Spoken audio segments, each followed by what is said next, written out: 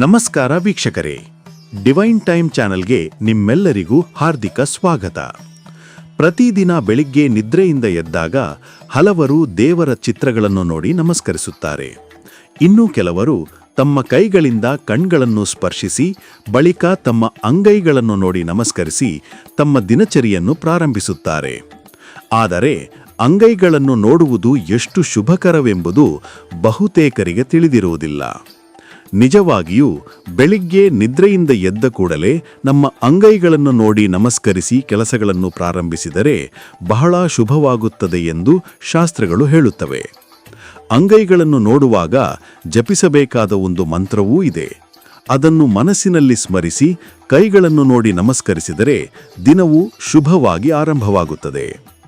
ಶಾಸ್ತ್ರಗಳ ಪ್ರಕಾರ ಈ ರೀತಿಯಾಗಿ ಕೈಗಳನ್ನು ನೋಡಿ ದಿನವನ್ನು ಪ್ರಾರಂಭಿಸಿದರೆ ಜೀವನದಲ್ಲಿ ಸಂಪತ್ತು, ಜ್ಞಾನ ಮತ್ತು ಶಾಂತಿ ದೊರೆಯುತ್ತವೆ.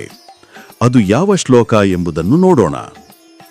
ಕರಾಗ್ರೆ ವಸತೆ ಲಕ್ಷ್ಮೀ, ಕರಮಧ್ಯೆ ಸರಸ್ವತಿ, ಕರಮೂಲೆ ಸ್ಥಿತೇ ಗೌರಿ, ಪ್ರಭಾತೆ ಕರದರ್ಶನಂ. ಈ ಶ್ಲೋಕವನ್ನು ಹೇಳಿ ಅಂಗೈಗಳಿಗೆ ನಮಸ್ಕರಿಸಬೇಕು. ನಂತರ ಓಂ ಶ್ರೀ ಮಾತ್ರಯೈ ನಮಃ ಎಂದು ಜಪಿಸಬೇಕು. ಶ್ಲೋಕದ ಅರ್ಥ: ನಮ್ಮ ಕರದ ಅಗ್ರಭಾಗದಲ್ಲಿ ಲಕ್ಷ್ಮೀದೇವಿ, ಮಧ್ಯಭಾಗದಲ್ಲಿ ಸರಸ್ವತೀ ದೇವಿ ಮತ್ತು ಮೂಲ ಭಾಗದಲ್ಲಿ ಪಾರ್ವತೀದೇವಿ ವಾಸಿಸುವರು ಎಂದು ಹೇಳಲಾಗಿದೆ.